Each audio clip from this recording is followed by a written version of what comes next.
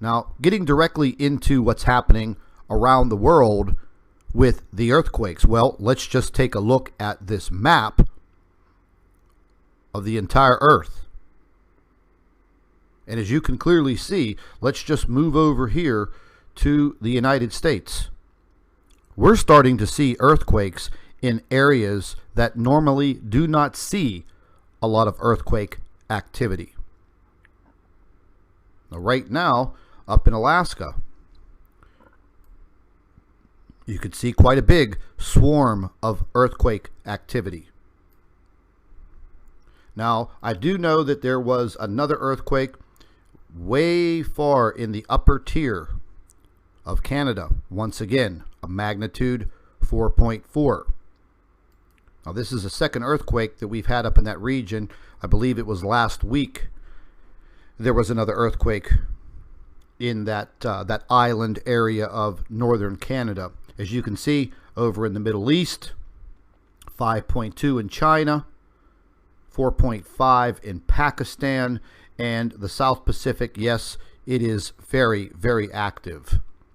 Now, we're going to go ahead and just look at the European model, because right now, Italy is really under the gun. They had a catastrophe there yesterday involving that small hotel that was a victim of first an earthquake and then an avalanche, wiping out the hotel.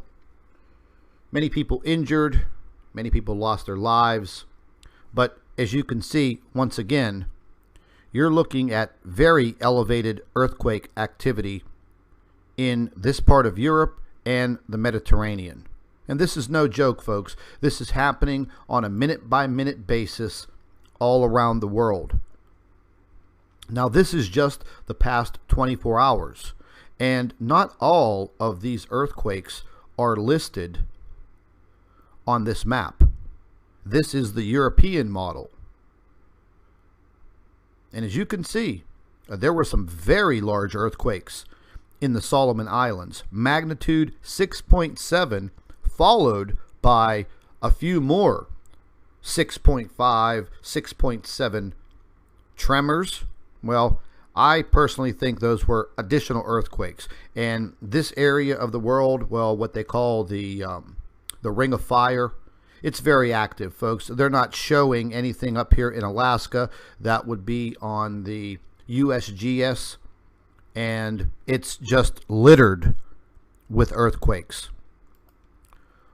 Something that I noticed moving into these seismograms this morning, the heliplots. Once again, the same type of disturbance, and these were much, much larger than what we viewed last week. And as you can see, whatever this disturbance is, it's traveling across the globe. I mean, this is for Massachusetts. They normally don't have earthquakes. But are these registering as earthquakes, or are these seismic devices picking up some other type of disturbance that's plaguing our planet? And we're going to keep on going through those. Once again, Standing Stone, Pennsylvania, very, very heavy anomaly. And you could move right through these. I'll leave links to all of this information, and you can analyze it yourself.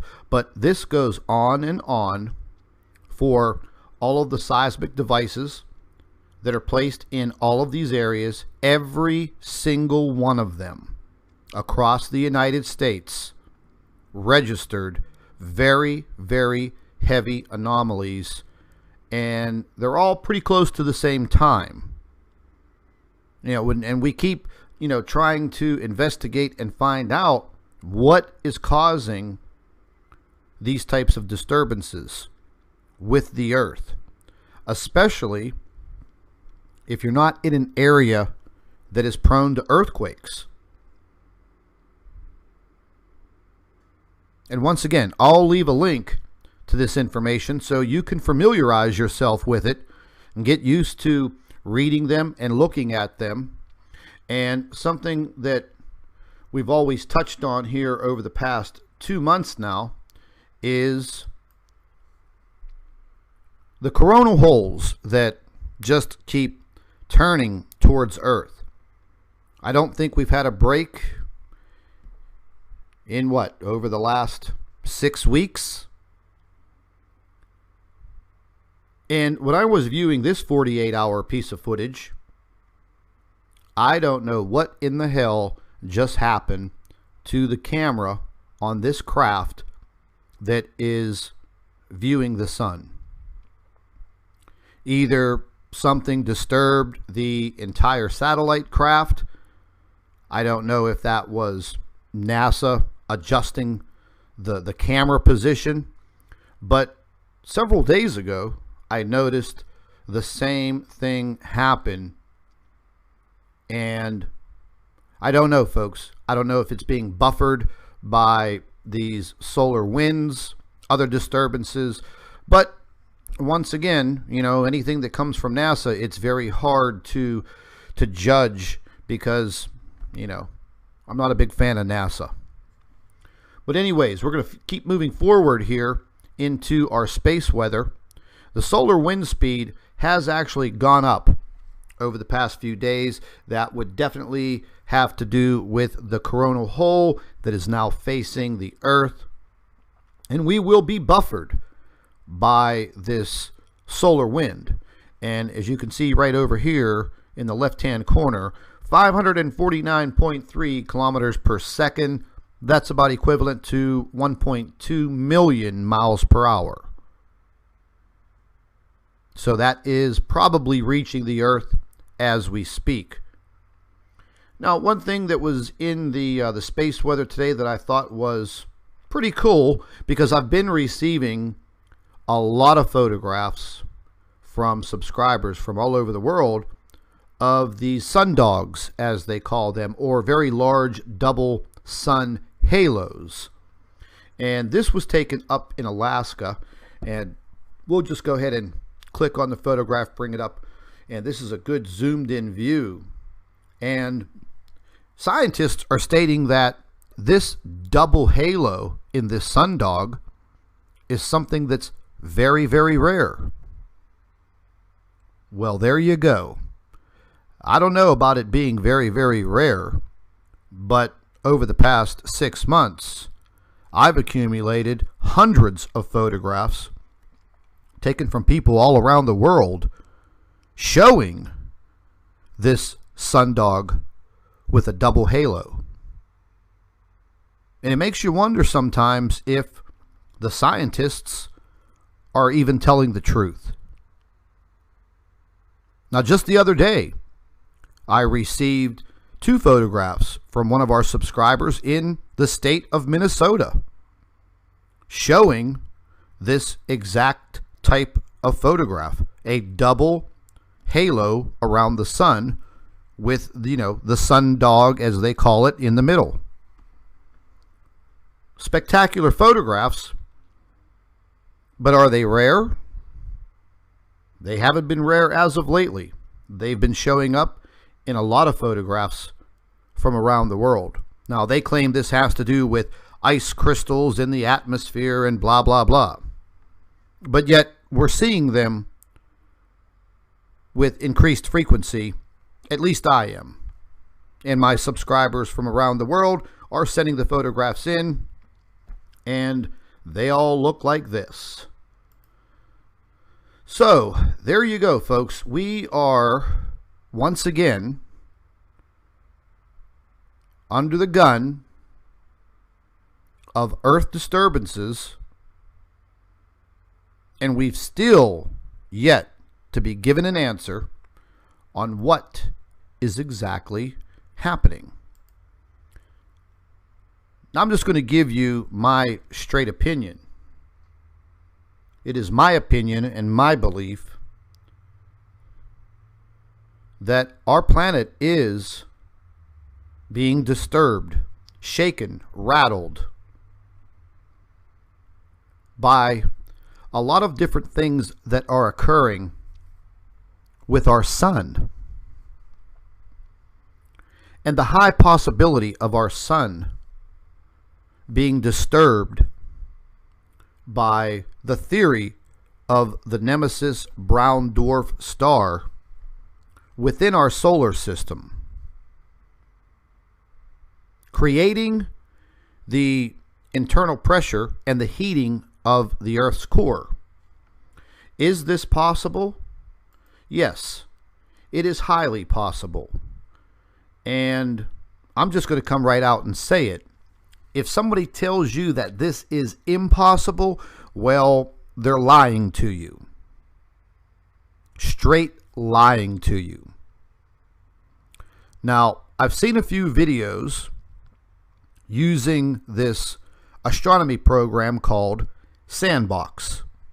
And it allows you to put many different objects into the solar system and run animated models. Well, last week I saw an individual running one of these Sandbox models and placing a brown dwarf star into the animation and what it would do to the planets in our solar system. Well, naturally, they were trying to debunk a Planet X video, so they basically entered all of the information that would cause the planets to just be ejected out into the solar system. However, one of my subscribers, who is truthful and knows how to use this Sandbox astronomy program, did several different simulations using different figures and different elements pertaining to this brown dwarf star in our solar system. Now, using elements that were basically off the chart, yes, it created havoc within the solar system, ejecting planets out into deep space, freezing them solid like a popsicle. But then, as you change some of these elements and the configurations of the brown dwarf in our solar system, things changed. Planets were no longer ejected into the outer solar system and out into deep space. Planets were perturbed. There were disturbances. But in his computer simulation using this software, the Earth underwent a slight freeze, meaning the Earth got somewhat cooler, but not the entire Earth. Mainly, when I viewed his animation using that program, it just seemed like the North Pole, or the northern polar cap of our planet, expanded quite a bit. But it fluctuated, like it does now, normally. But there were major disturbances with all of the planets in the solar system. Were planets ejected into deep space? No, they were not. So what I'm trying to tell you, folks, is there is always the art of deception, especially when it comes to science and things that you don't really understand, things that are so technical that only a scientist or a very well-schooled astronomer would understand. And then when you use these computer animated models, it's very easy to manipulate and configure these models to do what you want them to do. I'm not a big fan of them because of the deception. So remember, on Monday, I'm going to be doing a live YouTube hangout with Terrell from the Black Star Project on YouTube. He has a wealth of information. We've done one interview together already. And he knows that I have a concern about the earthquake and volcanic activity which has been increasing on this planet. Crazy weather all over the planet. Some areas are just absolutely freezing, and some areas are just absolutely boiling. We have very strange temperatures around the globe. I mean, especially where I